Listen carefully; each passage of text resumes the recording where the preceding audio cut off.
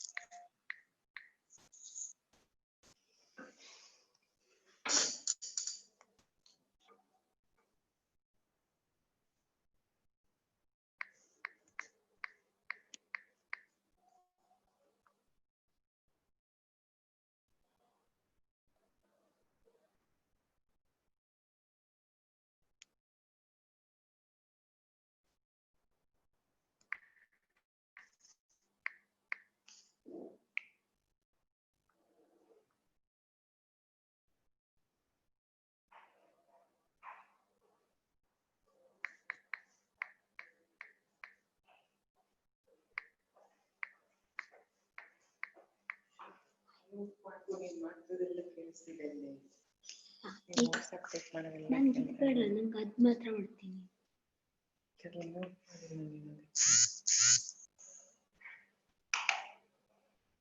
Audio setting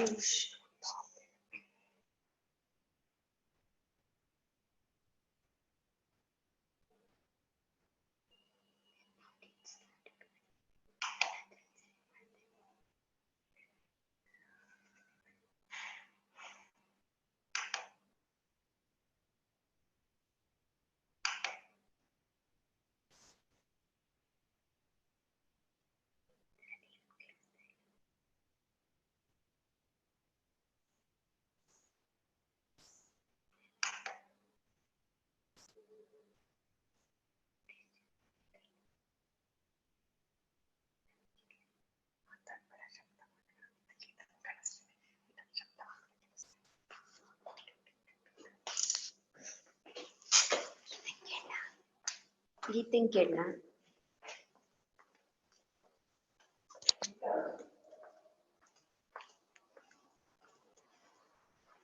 ಗೀತೆಂಗ್ ಕೇಳ್ತೀನಿ. Geetha, I have joined one Zoom. ಅದ್ರಲ್ಲಿ ನಾನು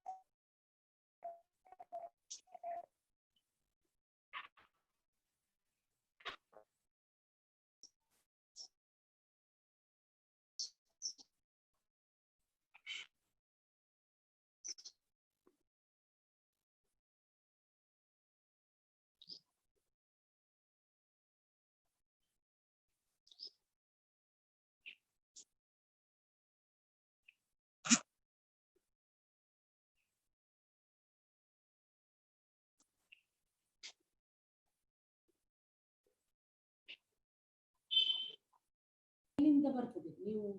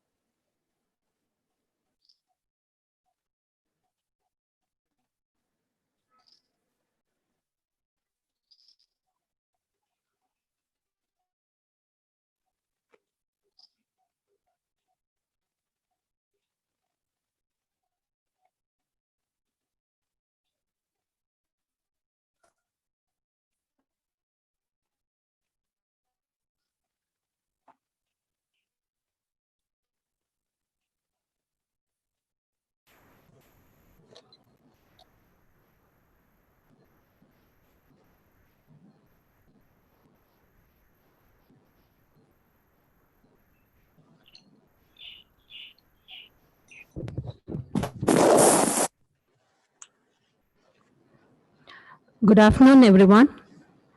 On behalf of the organizing team, I, Dr. Padmavati S., Vice Principal, Student Affairs of MGMCRI, welcome you all for today's SBV Connect webinar session on the topic E-Governance in Indian Health Sciences Universities.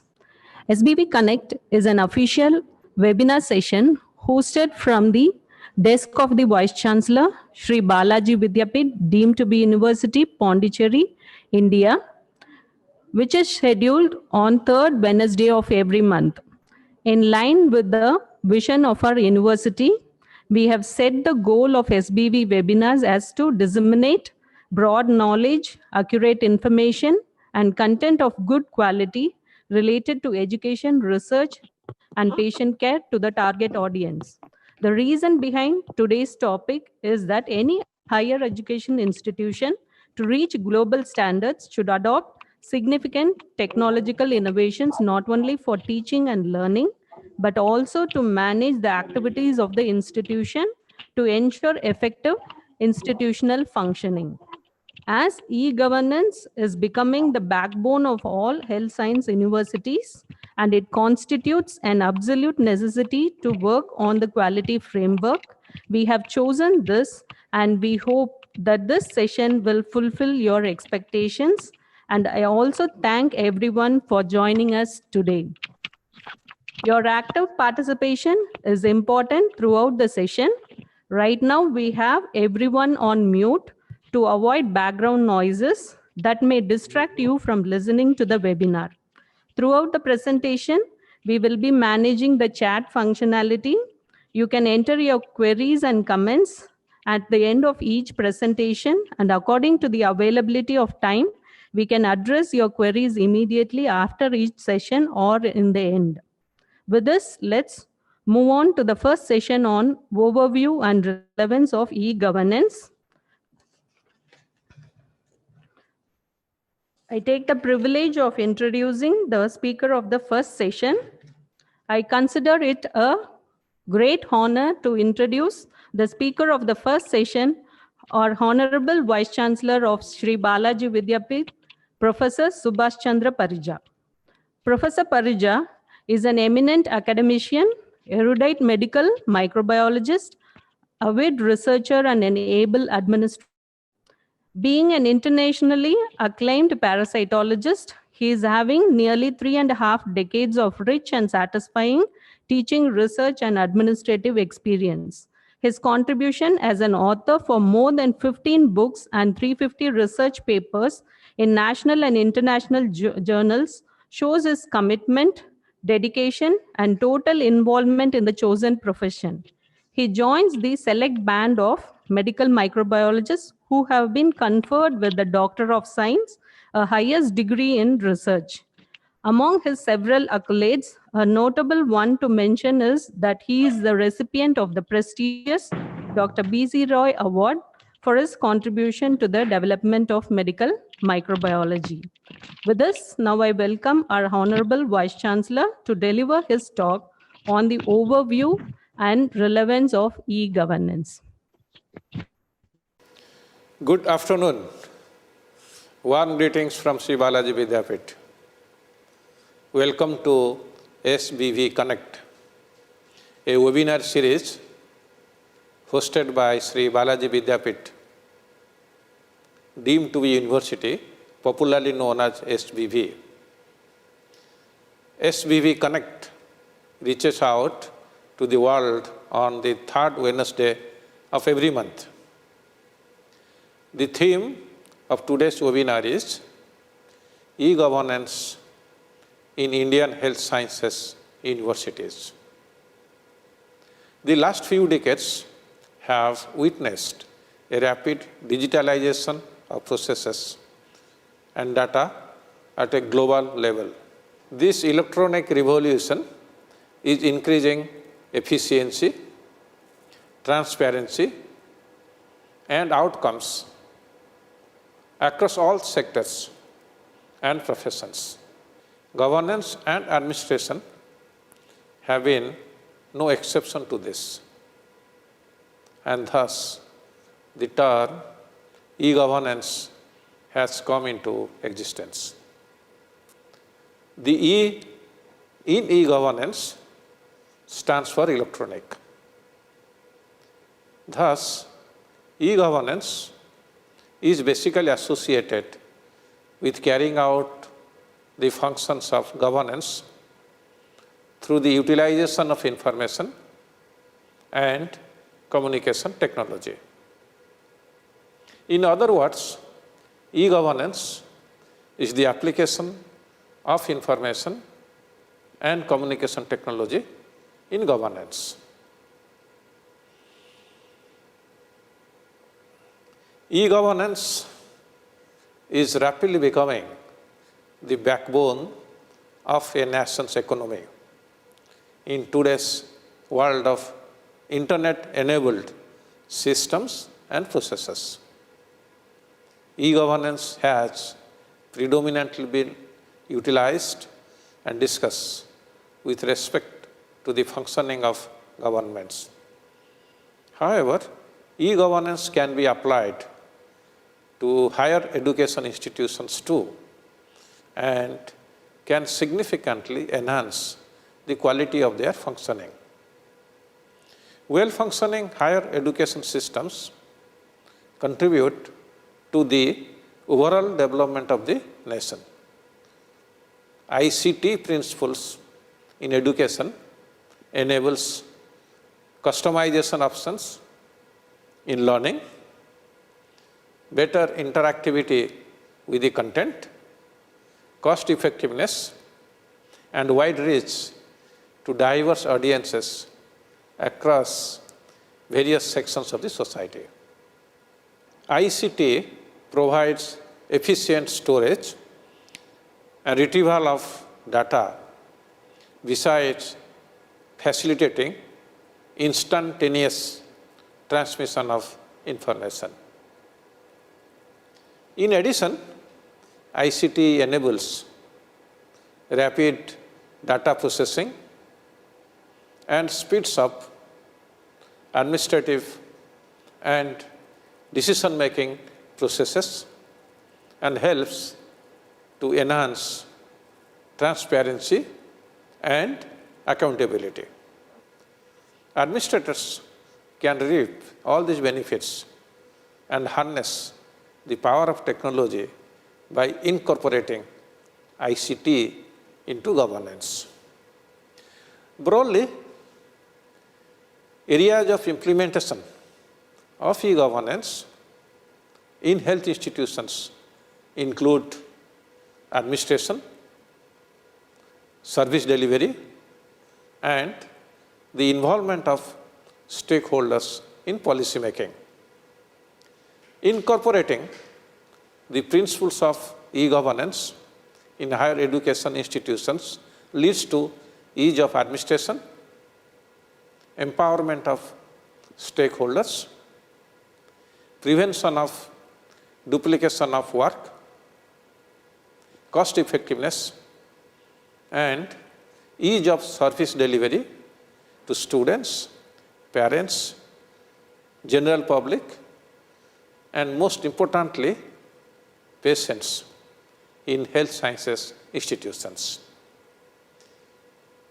E-governance can help in overriding administrative delays in the education system. On a special note, e-governance enables institutions to reduce paper consumption and leads to a paperless workplace, thus conserving the natural resources.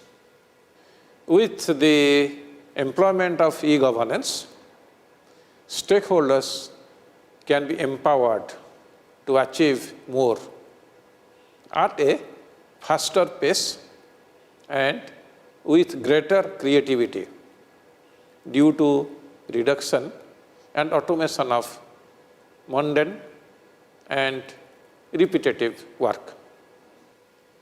Educational institutes benefit from the computerization and automation of several routine areas of functioning, such as application and admission processes, scheduling appointments and meetings, human resource and personnel management, maintenance of student and faculty database, academic schedules and timetables and attendance, library services, examination and feedback, transport, finance, hostels, security, etc.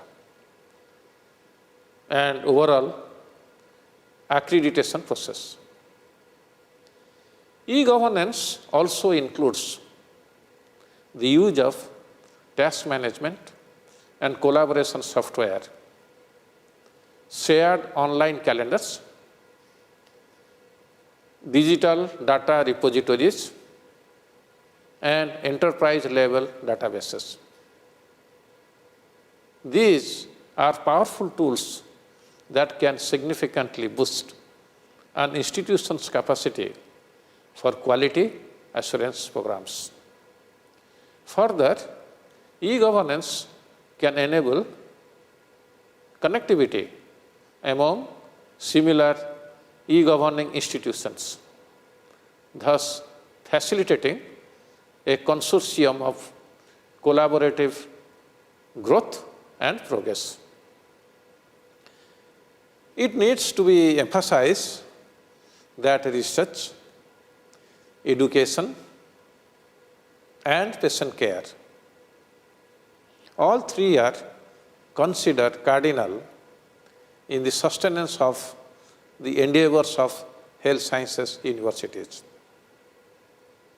E-governance is the X factor in this context because it has the capacity to integrate curricular governance, research administration, and hospital management. However, there are several potential barriers in the implementation of e-governance. These include security and privacy issues, limitation in access to computer technology by different stakeholders, the digital divide, high initial cost for setting up the e-governance solutions, resistance to change, rapid updates, and change in the technology. Hence, I wish to emphasize that people,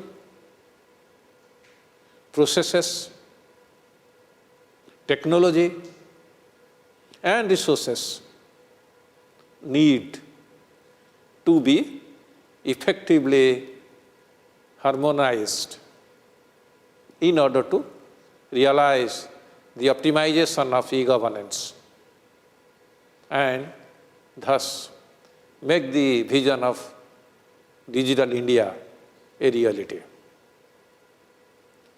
Successful implementation of e-governance in health science universities will yield rich dividends for all stakeholders, including students, faculties, other staffs, and patients as well.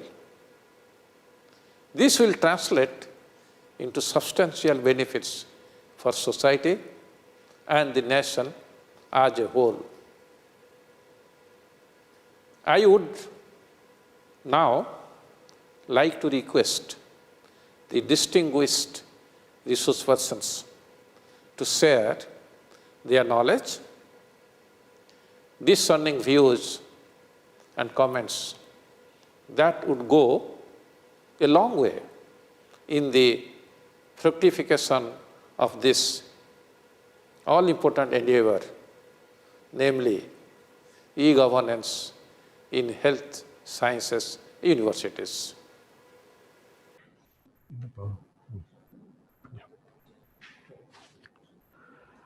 Good afternoon. Now we will be inviting the senior people to give the talk. For the first, we would request Professor Amit Banerjee, sir. He is an eminent cardiothoracic surgeon and an academic administrator. He is a pro-chancellor of Shiksha Anusandhan University at Bhubaneswar. Formerly, for the same university, he has been a vice-chancellor, and he was also a vice-chancellor of the West Bengal University of Health Sciences at Kolkata. He had been a professor of excellence at GB Pant Institute of Medical Education and Research, New Delhi. He was also director professor and head of cardiothoracic surgery at Maulana Azad Medical College and GB Pant Hospital, New Delhi, and also at JIPMER, Pondicherry.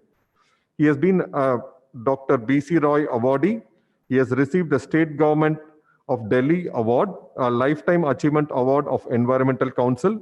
His name has figured in the 1995 edition of Limca Book of Records.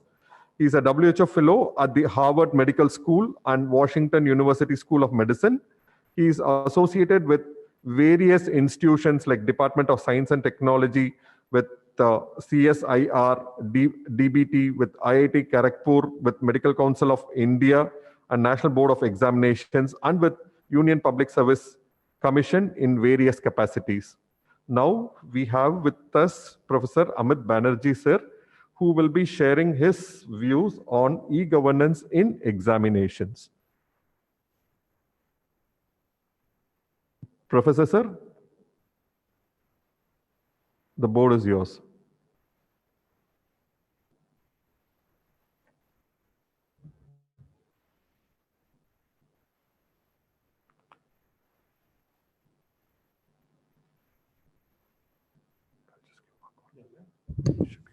Am I audible to all of you, please? Sir, you're audible, okay. And you will have to share. Can you share your presentation also, sir? Yes, I'd like to share my screen now. Just give me a moment.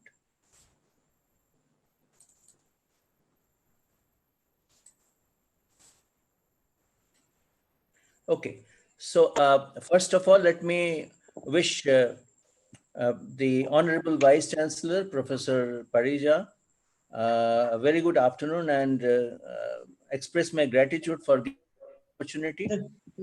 I'd also like to welcome all my colleague resource persons who are participating in this webinar. And I also take this opportunity of congratulating Sri Balaji Vidyapeeth for having found a very high place in the NIRF ranking of recent times. So now to move on, just to recapitulate what Professor Parija said, e-governance is the integration of information and communication technology in the daily operations of governance. But the history of e-governance in India goes way back to 1987 with the launching of NICNet, the National Satellite-Based Computer Network. And 2 years later, a district information system of the National Informatics Center program was launched. And subsequently, NICNet was extended via the state capitals to all the district headquarters in 1990. So e-governance in this country has been there for quite some time now. Till 2000, e-governance was under the domain of the Planning Commission. After that, it was handed over under the domain of the newly created Ministry of Communication and Information Technology. In 2009, the National Mission on Education through Information and Communication Technology, NME-ICT, submitted by the Department of Higher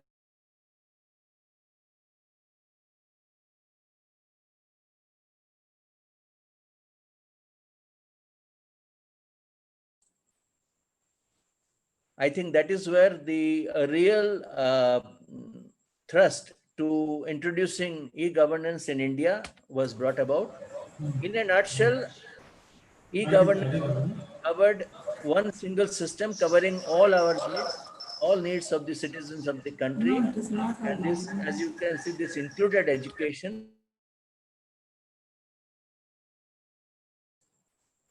E-governance in education did also include online examination, which is the topic which has been given to me today. And as you can see, that the various aspects of education that were covered under the domain of e-governance were on the screen. Now, when we talk of examination, and particularly when we are talking of examination from the viewpoint of healthcare universities, we find that there is quite a bit of overlapping nomenclature. There are certain examinations are called tests and examination. Under examination, we have written, viva voce, we have got the practicals, clinicals. Then there is something called internal assessment, which adds up to the final examination. Then the word evaluation also comes, and whenever we get our papers rechecked, we call it a re-evaluation. So, these are all overlapping nomenclatures. But under Bloom's taxonomy, this is how the term education has been described. It is synthesis, evaluation, analysis, application, understanding, and knowledge with the usual connectivities. To summarize, examination is basically a subsystem in a wider system of evaluation, which measures both qualitative as well as quantitative aspects of the human mind. It reflects the changes that take place in different domains, and the different domains are cognitive, affective, and psychomotor of one's personality as a result of structured instruction. Now, at this point of time, I would like to say that though information and communication technology is a very mighty tool, it has basically so far been underutilized.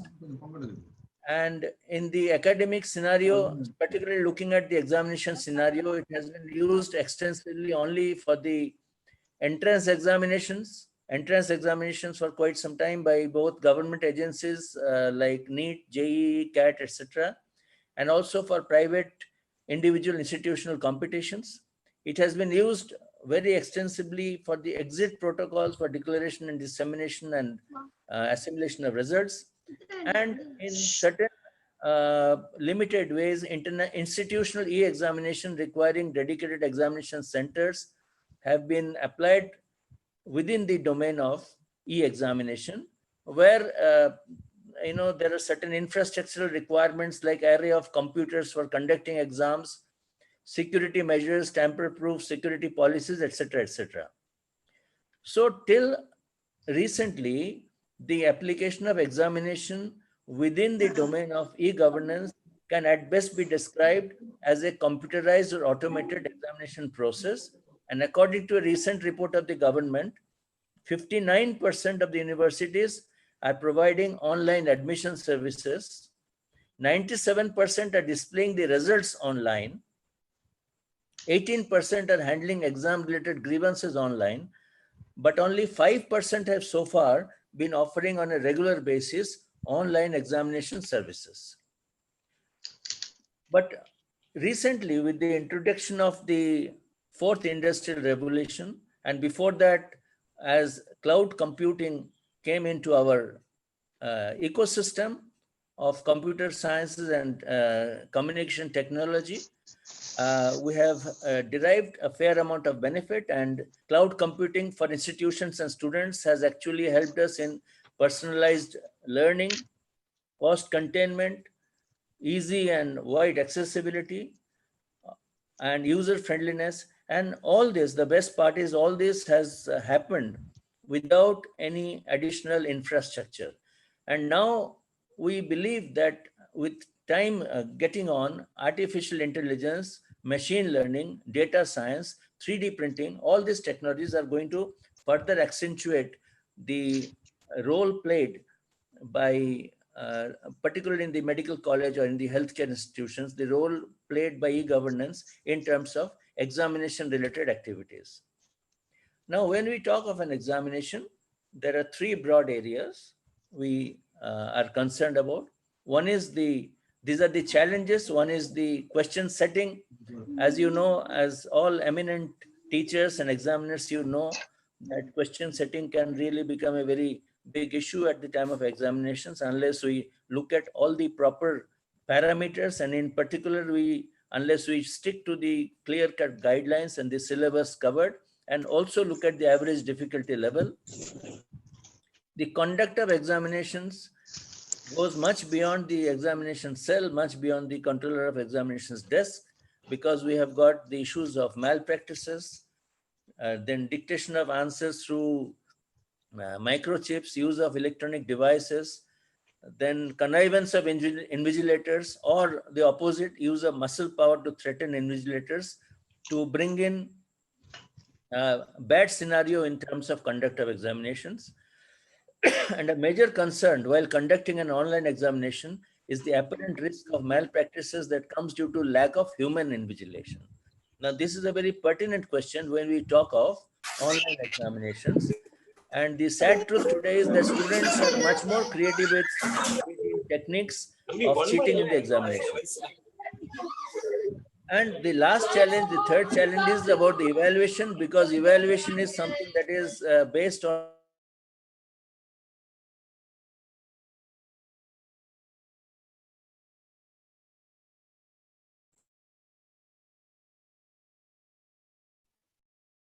I am being unmuted every time by the host. I am being unmuted every time by the host. Anyway, I'll rectify it. So evaluation can be biased. There can be handwriting issues, the number of pages, language, etc., etc. These have been the challenges of examinations. But what we need to understand, if we are going to bring in the examination within the domain of e-governance, if we want to bring examination to the desktop or the laptop of the student at his home, we have to first ensure that the sanctity of the examination is not violated. And therefore, we need a safe browser with an unshareable screen. Then there should be limited access of the candidate to shortcuts for copy, paste, and screen capture.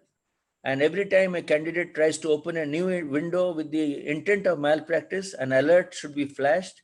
And after any 3 such alerts, the exam gets terminated. Then even more than that, we need to be careful about the Munna Bhai syndrome. So the remote candidate identification authentication is extremely important. And I believe that in coming days, artificial intelligence will play a very significant security related role in maintaining sanctity of the examinations. And lastly, the timer of each question has to be maintained. So what remedy do we have for this? The remedy we have is creating remote proctoring suites, by virtue of which the candidates carrying out the examination writing work can be monitored. We have to also ensure for e-examination that scalability and concurrent consistency is maintained. There is data encryption during document transit, and there is security of record storage and retrieval, because particularly data encryption plays a very important role in preventing unauthorized access to the question banks, the answer sheets, and other confidential resources. The proctored examination is something I would like to tell a little detail about, because this is going to be the norm in the coming days as we are more and more into applying e-examination in the healthcare institutions. So it is the process of monitoring students and can be remotely done. Only thing is that, to enforce the proctorial system, the candidate needs a suitable desktop device or laptop or mobile phone, access to the internet, a functioning webcam and mic, which should be within the network and within the access of the proctorial team. There are several ways of proctoring. When there are a limited number of students, there can be live online proctoring, or there can be recorded proctoring in which the student's performance is recorded and then it can be reviewed. Or there, now there are softwares which are coming up by virtue of which we can do automated advanced proctoring without the intervention of any individuals. Now, the online assessment in medical education, the current trends are that the most important issue which has particularly come up with the COVID-19 ecosystem, in our ecosystem, is how to conduct the practical examinations, is how to carry out the clinical, how to evaluate the clinical acumen of the students, and at the same time maintain the sanctity of the examinations. So the novel crisis in the era of novel coronavirus is the challenges of disrupted clinical training. So first of all, the clinical training has been disrupted, and this is further compounded by inability of using a hospital-based platform to conduct clinical proficiency evaluation on the part of the examination. Therefore, particularly in the clinical parts of the professional examinations, the last two, it becomes a very big issue as to how to use e-governance in carrying out or in evaluating a candidate when we are unable to bring him into a hospital milieu to examine him for the clinical thing. So what we can do is we can actually improvise the online clinical examination. We can have a web-based role-playing patient interview through video conferencing. And this can be made something like an app with interactive responses. So there can be interactive dynamic responses based on the keywords in the candidate who is going to type out all his answers. So once the candidate types out his questions to the e-patient or to the patient who is being interviewed through video conferencing, based on his questions, there can be multiple responses, and further leading responses on the screen can come up based on the candidate's sequence of patient examinations, his sequence of investigations, which he can pick out from a large list, so that we know exactly, whether he is able to apply his knowledge and wisdom and applicability of what he has learned. And finally, when it comes to the final management, he can pick up 2 or more differential diagnoses from a list of 10. Likewise, a treatment response can be elicited by displaying multiple medications, devices, instruments, or procedure, and ask the candidate to pick up which are the ones relevant to the particular situation. And lastly, in order to really elicit whether the candidate has been able to, learn during his tenure in the medical college, whether he is safe to deal with a patient, we can prepare videos of patient management in which selective errors of judgment, selective errors of management can be introduced, and these videos can be played, and then the candidates can be required to identify the specific wrong steps and type out the correct version. So there is no clear-cut answer as to how exactly the clinical aspect of the medical school or the healthcare examinations are to be brought under the domain of e-governance, although the theory part and possibly to some extent the laboratory part can definitely be brought. But at this point, it is good to share with you that the first ever online examination for medical students was carried out in England at the Imperial College of Medical School and St. Mary's Hospital, London, in the 3rd week of March 2020. And it was actually arranged within 2 days due to the sudden lockdown. And the candidates were allowed to carry their books. The candidates were allowed to refer to the internet. But I am just giving you the response of one candidate's first experience of appearing in this. And he says, and his friends agree, speaking to my friends, everyone still found it hard, even though we are allowed to have the whole internet at our disposal. The questions that worked well were the ones that required a multi-stage reasoning to get an answer, tested gray areas of the curriculum that could not be found online, or image or data interpretation. The few simple fact recall questions felt out of place in an open book exam, which reflected the limited time faculty had to deliver this examination. So basically, it was intelligent paper setting that set the day. And I think we can take this as a very positive development, and we can all get inspired by this. So this is what I had to share with you. And as I said, that there are no straightforward answers to how exactly in today's scenario, the examination system is likely to be incorporated holistically into the e-governance system. But having said whatever I had to say, I am here to listen to the wisdom and to the advice of all our seniors and all our esteemed colleagues as to how to carry on. Thank you very much. And thank you once again for this opportunity.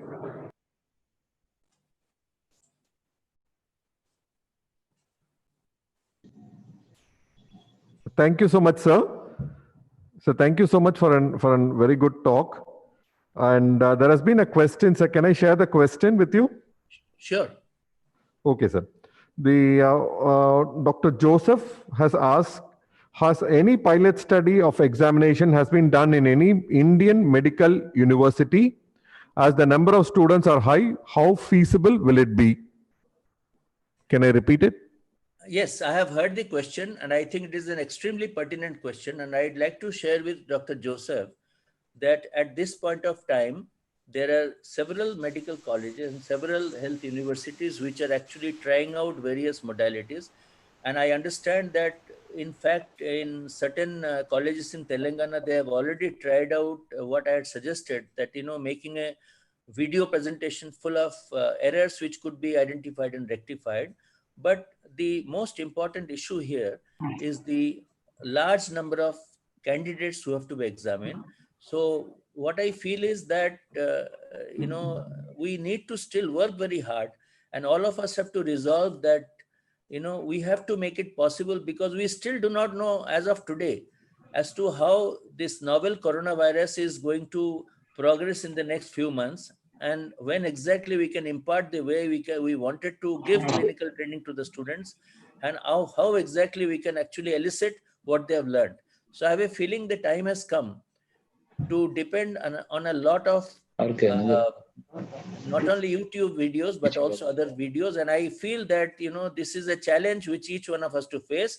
And most important is we have to share with each other our experiences, so that eventually it is our community of healthcare institutions which gets the maximum benefit out of this. Thank you very much. Welcome, Dr. Kalra. It is good to see you. Yeah. Namaskar.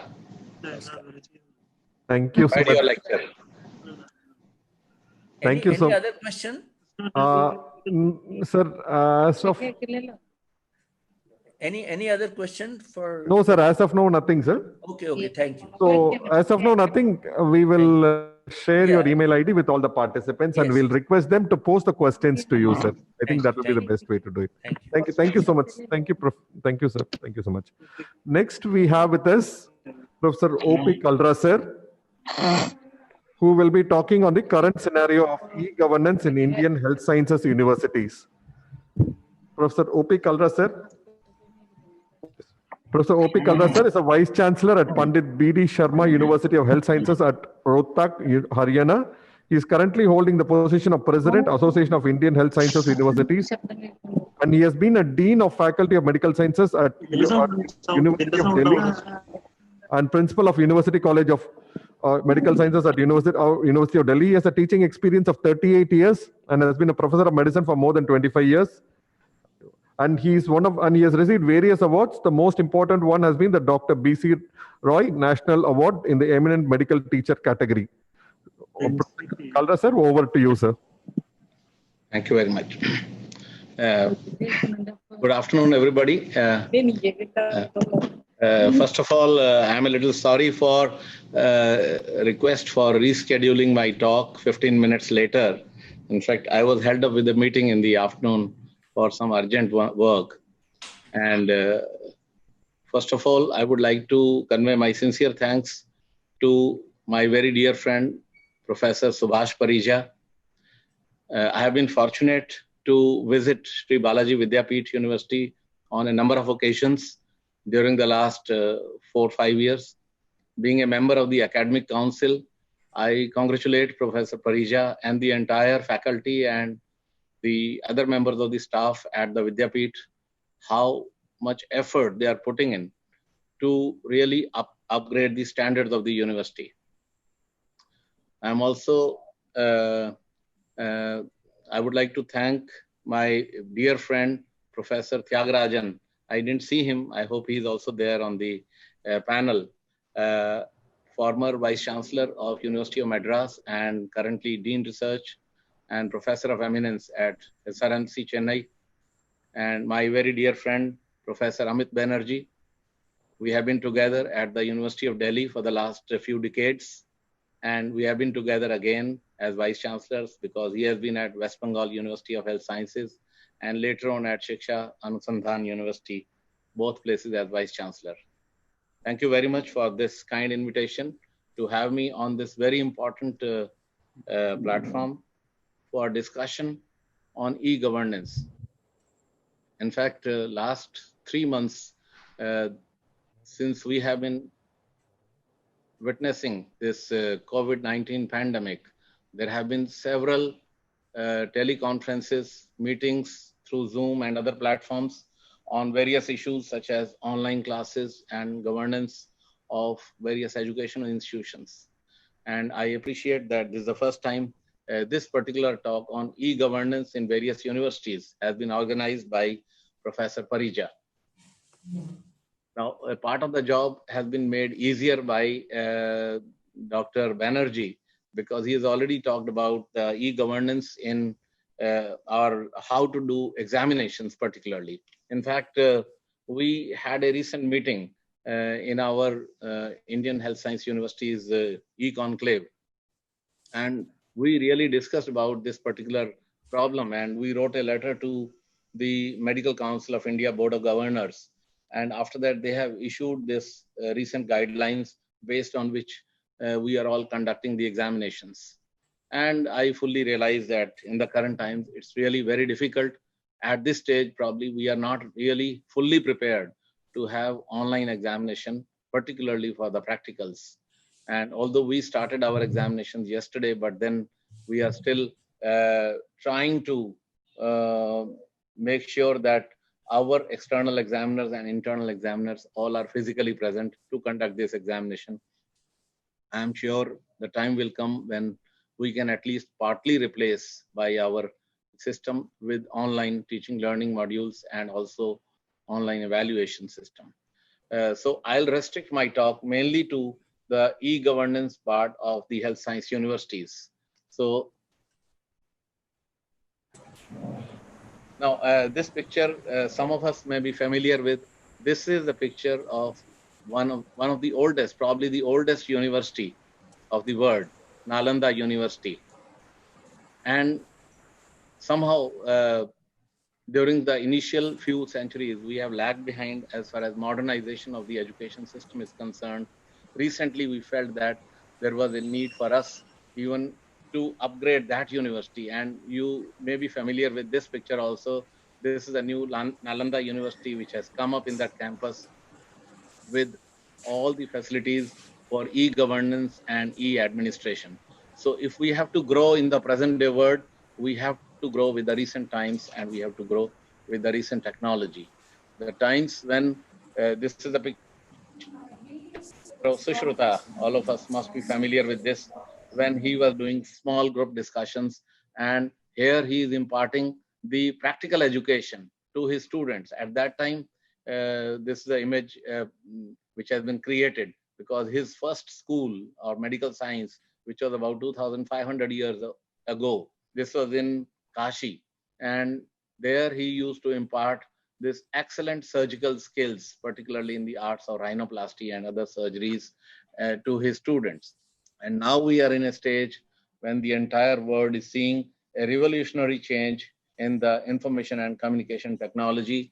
And although it has already penetrated other streams to a large extent, such as engineering and various other technological branches, as far as we in medical universities are concerned, we have lagged a little bit, but then we are catching up very fast. And now that with COVID-19, we have been thrown into the fray. So we are now catching up. But as far as the overall scenario in various health science universities concerned, the approach to adopting ICT has been piecemeal and somewhat half-hearted during the last few decades. And we used to feel that, okay, just having computer hardware, internet connectivity, and having some applications of the computer was enough to say that we are having e-resources in our university. And there have been very few medical institutions where ICT had been used. But now, of course, a lot of change has occurred during the last decade and a half. And if we use ICT in a systematic and efficient manner, then it can improve the overall functioning of the university, and it can make the life very convenient, efficient, and more transparent. Now, as far as running the university on e-governance is concerned, I'll be limiting my talk basically under the three headings. One is the digital university framework. The second is e-healthcare, and third is the e-education. The e-examination component of e-education has already been covered by Professor Amit. Now coming to the first part, that is the digital university framework.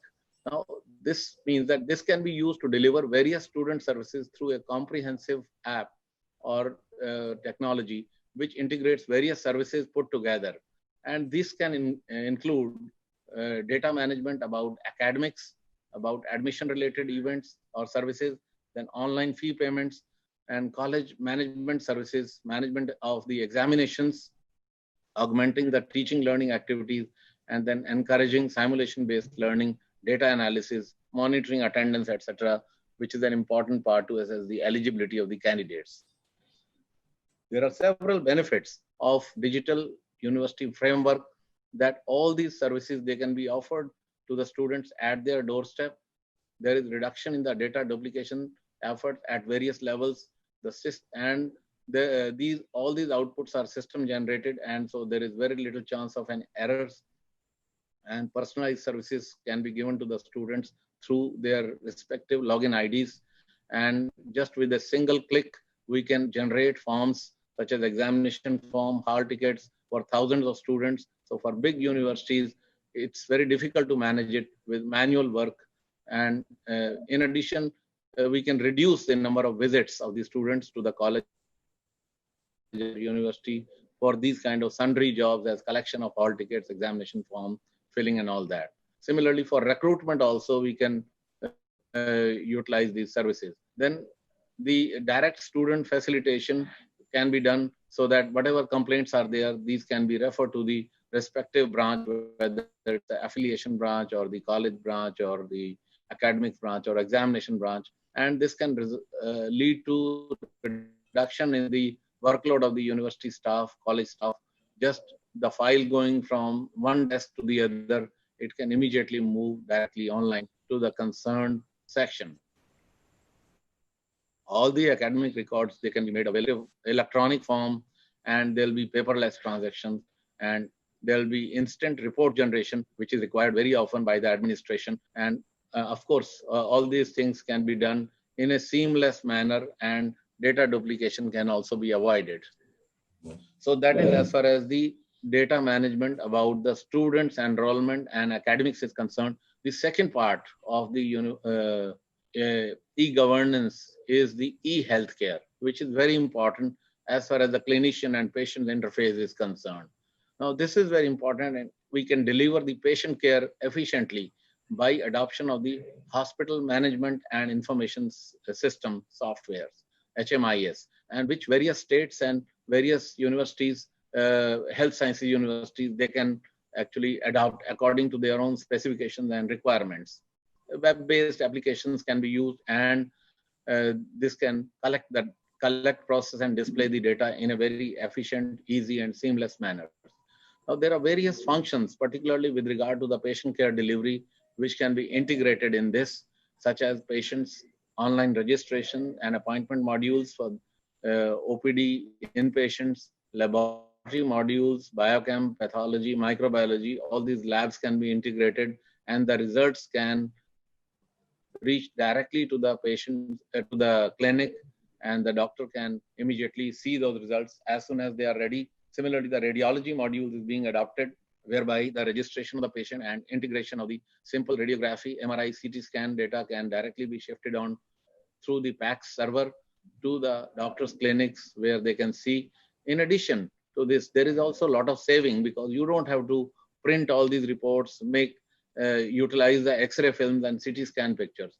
Prescriptions can be given, e-prescriptions can be given, and through pharmacy modules, you can easily maintain the drug inventory. And so immediately, as soon as we reach the trough level of certain drugs, the orders can be placed. So similarly, the assets and store management can be done. Yes, the human resource management module can also manage the human resources in various departments. Similarly, the medical record department, the medical legal registration, the operation theater management, and the mortuary services. All these things can be managed easily through the HMIS module. Last year, we got this inaugurated. Our Union Health Minister is there, and Minister for Cooperation is there. Our Additional Secretary and Member Parliament is there, where they inaugurated the Hospital Management Information Services in our institution. Now, the benefit of this is that you need less manpower, the data processing is more accurate, and then there is less chance of fake registration, and very less paperwork is there, and lab reports are available instantly. X-ray, CT scan reports are available immediately. We have been able to save lakhs of rupees by not printing the sundry films where the requirement is very negligible. Wherever you need, you can take the prints of the X-ray pictures also. But otherwise, this can be avoided largely. The system becomes more efficient, and similarly, the management of drug inventory, data analysis, and policy decisions, they also become much easier. Similarly, we can reach out to the peripheral part of our society, because we know that the doctor-patient ratio in our country is still very poor, about 1:1,000, as against the requirement of 1:1,600. So therefore, every doctor cannot be expected that every village will have a doctor. So some of the services in the village where actually you don't need the inputs from the doctors, those can be taken up by the non-physician healthcare workers, such as ASHAs. If they are given an app, they are given a mobile phone or a tablet, through that they can actually record the various details of the patient, which can be directly transmitted to the district hospital, and there the decision making can be done. So the doctor services should not be utilized for sundry peripheral jobs at the village level, just for entering the data. These can be utilized for taking decisions as far as the patient's diagnosis and treatment is concerned. So we had done this project, and we found that we were able to utilize the services of the ASHA at the grassroots level in the villages, and with lesser number of doctors, you can reach out to several villages in a short period of time. So similarly, the right part of the image is missing, but we can actually use all these things on the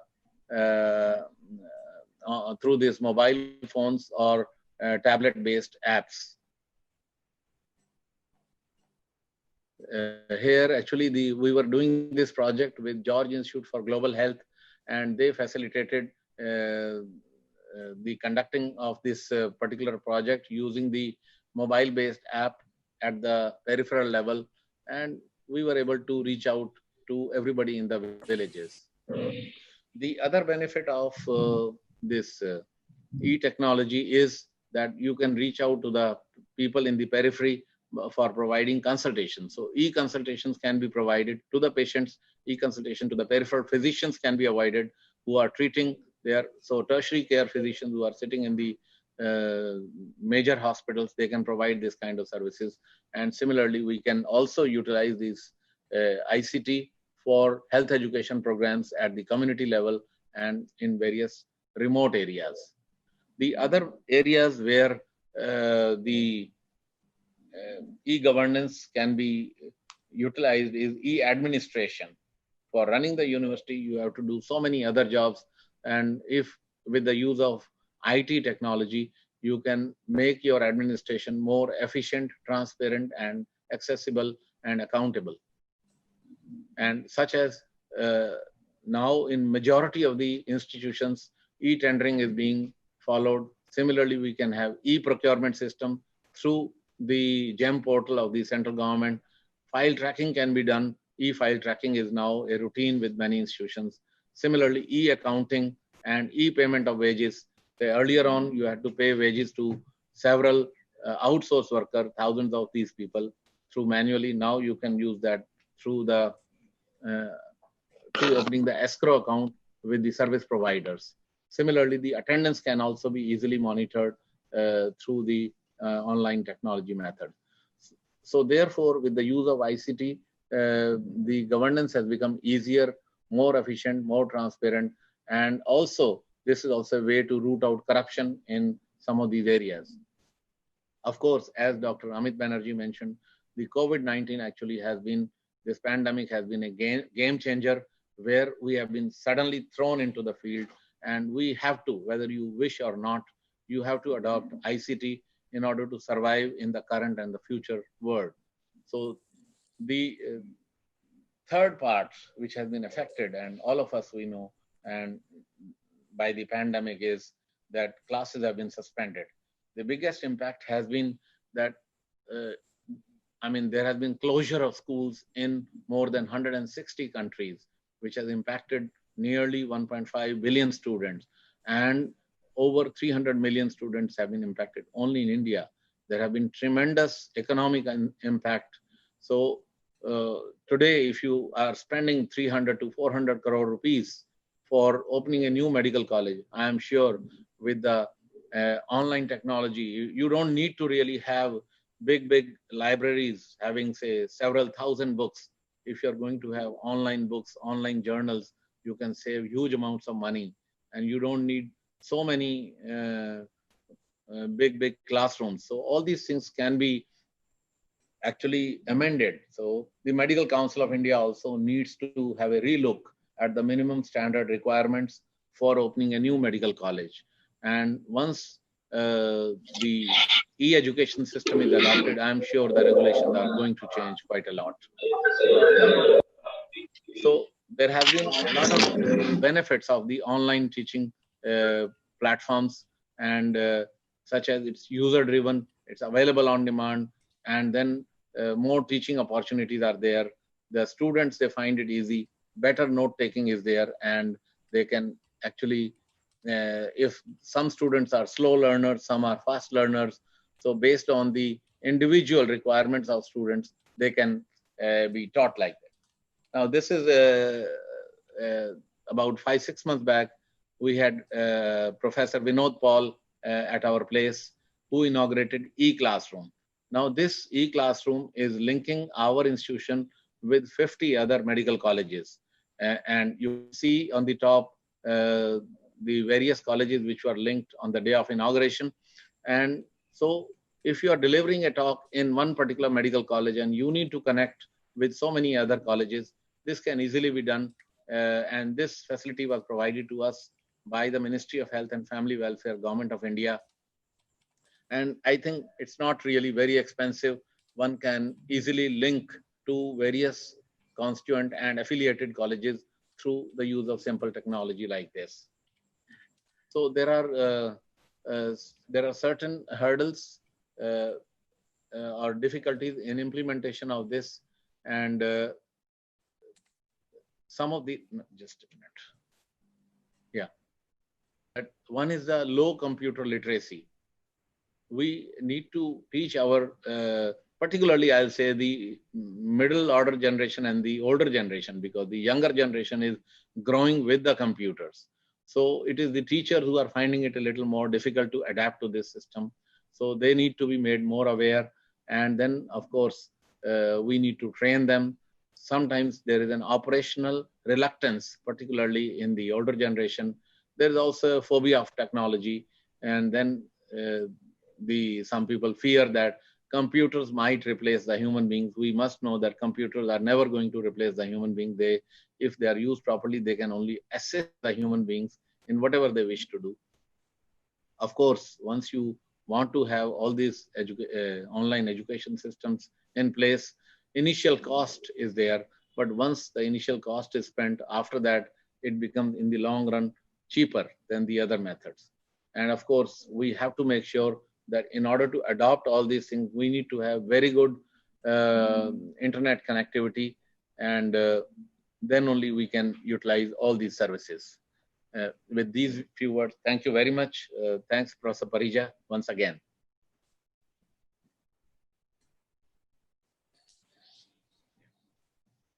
Yeah, over to the organizers.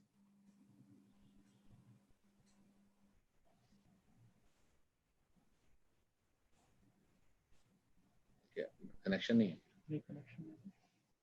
Hello.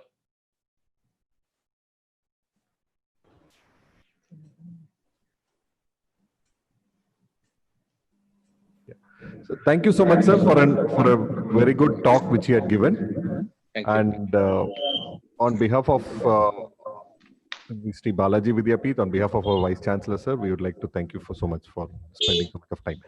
So, as a last part of the talk, we would like to invite Professor S.P. Tyagarajan, sir. S.P. Tyagarajan, sir, will be talking about the challenges in implementation of e-governance. Professor S.P. Tyagarajan, sir, a medical microbiologist with his PhD and MD degrees and fellowship titles by National Academy of Sciences and National Academy of Medical Sciences. He has put in 50 years of teaching, research experiences in Tamil Nadu Medical Colleges, University of Madras, and Sri Ramachandra Institute of Higher Education and Research.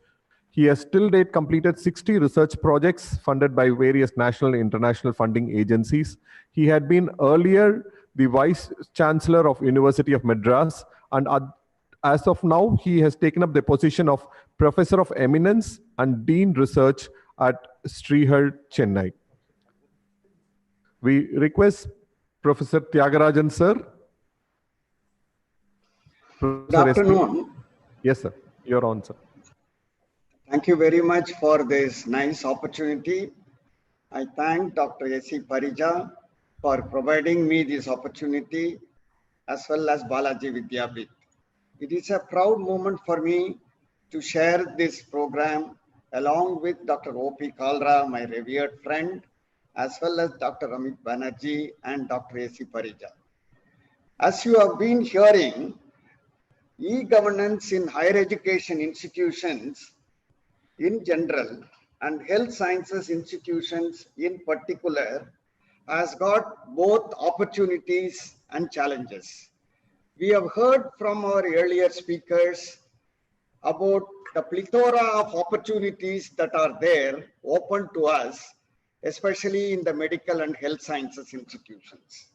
But what is in reality that you are seeing is, while the opportunities are often told, the challenges are also equally projected by the stakeholder community of the higher education institution, may it be students or may it be faculty members or administration, including the management. If that be the case, why this apprehension is there in the minds of the stakeholders, and what are the difficulties in implementing a typical e-governance that is made available? What should be the way forward in handling this particular process is going to be the key aspect of my presentation. Dr. APJ Abdul Kalam, the former President of India, has been one of the proactive person who has promoted e-governance in the Indian subcontinent.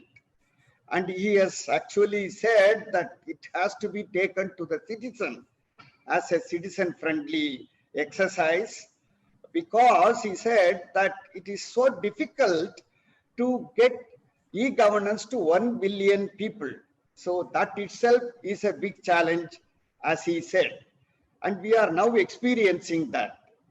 I would like to project in this context one of the recent ICT India working paper published in March 2020 by the Center for Sustainable Development, Earth Institute, Columbia University, titled E-Governance in Healthcare Sector in India.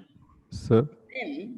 One of the important things that it has tabulated is that under the national level e-governance scheme in health and family welfare, we have about 52 different portals and services that are made available to the health sciences institutions, hospitals, and healthcare Excuse me, sir. Professor, sir, can we share the PowerPoint, or you will share the PowerPoint from your end, or do you want us to share the PowerPoint from our end? Is it not shared now? Oh, sorry. No. Just give me a minute. Just give us a minute. Give us a minute, sir.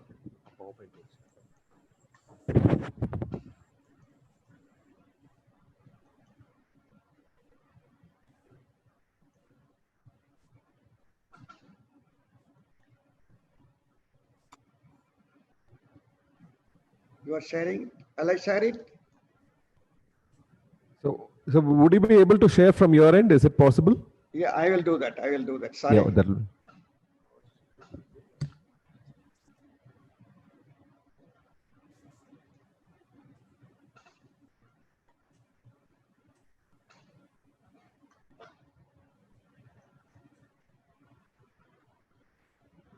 Are you able to see now? Yes, sir. Now we are getting it, sir. Okay, thank you. Now we are getting it, sir. Thank you so much, sir. Thank you very much. Thank you. I just gave an introduction only in the earlier slides about why it is becoming a challenge. And the main component I would like to highlight is that in March 2020, there has been an ICT India working paper published by Center for Sustainable Development at Institute, Columbia University, titled E-Governance in Healthcare Sector in India, wherein it has been very vividly narrated that the Government of India Health and Family Welfare Department has brought in a national level e-governance portals and services to a tune of about 52 different avenues. While I am not going to elaborate on all of them, but one point that I would like to communicate here is that while this needs to be a main and major component of dissemination to the students, faculty, and the stakeholders of the healthcare sector and health education sector, it has not been made that way. The main portals that are made available to the institutions are some of them which have been already highlighted by Dr. O.P. Kalra himself. The office automation, e-office, video conferencing facilities, digital payments, surveillance and monitoring like integrated disease surveillance program portal, process automation like hospital information system, drugs and vaccine distribution system, personal health record management system, etc., as well as the service delivery tracking, EHIMS, and Riksha, Ayushman Bharat, capacity building, telemedicine for National Medical College Network, etc. Why I am trying to highlight is we have not been able to reach to the end users the available facility, and hence that itself has become one of the challenges in implementing in toto what is available now. In spite of it, we have been able to introduce some level of e-governance in the health sciences institutions. While there is no national educational or e-governance portal exclusively for health sciences institution management, institutions have started introducing certain unstandardized institutional level e-governance systems, which are of varied quality and that are being implemented. That is why we are not able to have any proper monitoring and evaluation of the e-governance systems that are being practiced by the health sciences institutions. So what is happening is the actual objectives of e-governance of access, quality of work performance, affordability, transparency, expediency, and accountability could not be achieved because of the half-hearted approach and inadequate kind of the systems that are being adopted. So how can we handle this? What are the kind of challenges in the implementation of it? The first category is technical challenges in terms of the appropriate ICT infrastructure. Because we are not looking at it in totality, we don't provide the adequate ICT infrastructure, whether it is in hardware component or in the software component. Then privacy, security, and authenticity kind of policies and practices are not in place. The standards and processes and interoperability of the various systems that are available. For example, if there is an hospital information management system is there, there is no interoperability of that with the medical college and so many other kind of related things. That is about technical issue. When you go to organizational issue, many a times we may not get the top management support for implementing a total e-governance package. As it has been highlighted by our earlier experts also, there is resistance to change to the e-governance because of misconceptions and misconceived notions. And then we also don't want to collaborate in bringing up this kind of a paradigm change. And incidentally, we lack some qualified personnel and appropriately trained people too. The social issues are the digital divide or the low digital culture that is there at every level of the stakeholders. And of course, financial implications in the initial cost of setting up the systems, as well as their maintainability, reusability. All these are also posing challenges in the implementation of the system that are put in place. So what is needed in terms of this is the commitment which will lead into the processes that are required at the institutional level, and which will also change the mindset for preparedness at the administrative level. And cumulatively, both these will lead to quantifiable change. So we need to see that the processes in re-engineering, processes in improvement, reforms, optimization have to be taken it up, and it must be put into the preparedness activity relating to ICT architecture, the standards and technologies, the components of hardware, software, and network, more importantly, and the connectivity of bandwidth that is required in internet. All this comes as a combo for the preparedness. And then this, if these two are there, then that will definitely, we have to make the people aware about these availabilities and build up their capacity, conduct periodic training and the skill development, providing some legal framework on safety and security of the data. Then the implementation hurdles may be by and large handled effectively. Thus, the main issues which are posing challenges in the implementations are the ICT infrastructure weakness, as I told, in software, hardware, and network, lack of knowledge about e-governance, its architecture, systems, and technologies, lack of understanding about the difference between medical and IT domain expert. This is another important thing in health sciences institution. The medical people will think that IT is not cooperating with them as they want. The IT people will say that the medical fraternity are not understanding how they have to follow. This has been going on in loggerheads repeatedly in health sciences institutions. Then again, attempting to design and develop their own software, thinking that it will work out to be cheaper, many of the institutions try to design their own softwares that also lead into problems. Lack of security, privacy of information is another issue. Policy which are to be there on security, privacy, e-usage, and e-waste management are to be there. Resistant to change to e-governance and keeping the manual system by citing invalid reason is the kind of a concept that is there, which may also lead into corrupt practices being continued in institutions.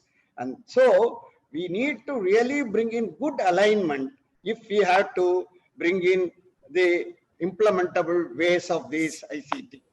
So the reforms that are required are re-engineering and streamlining of the current processes that are practiced in the institution in all sectors of the functions, managing diverse technologies and removal of obsolescence, whatever that is old, then integration and interoperability of e-governance, other management information systems, legacy systems has to be there instead of keeping standalone systems operating, one of them not merging with the other, resulting in complication and not able to retrieve and archive data at the time of necessity is also posing a major problem.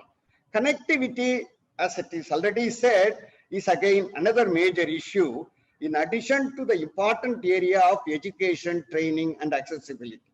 Finally, let me try to say that we need to have integration of the various modules in a medical institution. As it has already been said, we have several modules: the student module, faculty module, admission module, hostel module, and hospital module and so many other things. But unfortunately, they are not being utilized in a manner that it has to be integrated, especially with the finance module, and that is posing a major challenge. Then as far as education is concerned, there is lack of understanding about the synchronous live education versus online education and their benefits, and there has to be a proper understanding and capacity building in that. Then bringing interaction, collaboration, responsive and learning outcome orientation in teaching, learning and research, and the performance evaluation has to be done in an ICT based manner, which again is a major challenge as of today. We talk about digital classroom, smart classroom, etc., leading to virtual reality classrooms, augmented virtual reality, mixed reality learning, etc., leading to immersive learning.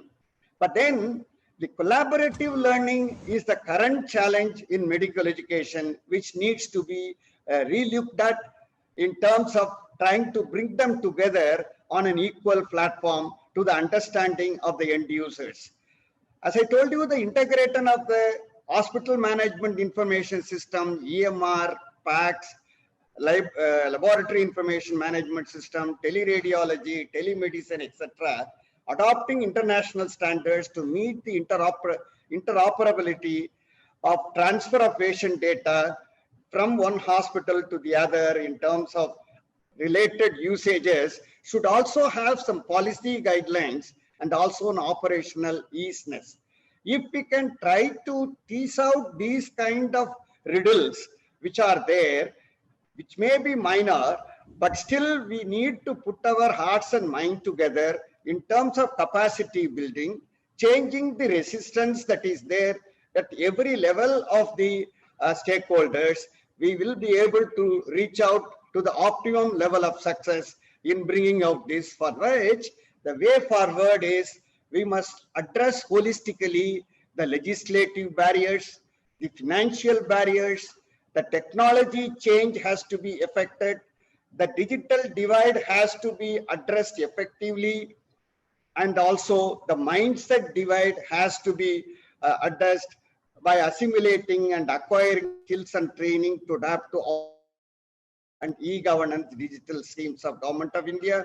We have to put all the available systems in the routine educational and professional development programs of the university, health sciences institution, for students, for faculty, as well as to the administrative staff, so that they will know what is happening around them, and cumulatively all of us will be able to contribute towards building up a digital health in Indian higher education institutions, which are particularly oriented towards healthcare institutions. Thank you very much. I think it is a collaborative effort that is more needed. And in this direction, I would like to thank Balaji Vidyapeeth for having taken up this particular endeavor of communicating to the stakeholders effectively about the usefulness of e-governance. Thank you very much. Thank you very much, sir, Professor Thiagarajan, for your interesting deliberation on challenges in implementation of e-governance. I take this opportunity on behalf of our university, Sri Balaji Vidyapeeth, to express my sincere thanks to all the participants, my good friend, Professor Amit Banerjee, for sharing his thoughts on e-governance in examinations, and Professor O.P. Kalla, discussing about current scenario of e-governance in Indian health science universities, and sir, you, Professor Thiagarajan, for concluding talk on challenges and various solutions. Again, I thank all of you. I also take this opportunity to thank all of our experts.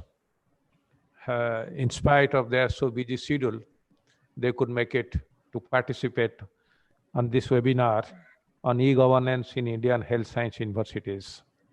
This series of webinars, which we are hosting under the auspices of Sri Balaji Vidyapeeth webinar SBV Connect, will be a regular affair.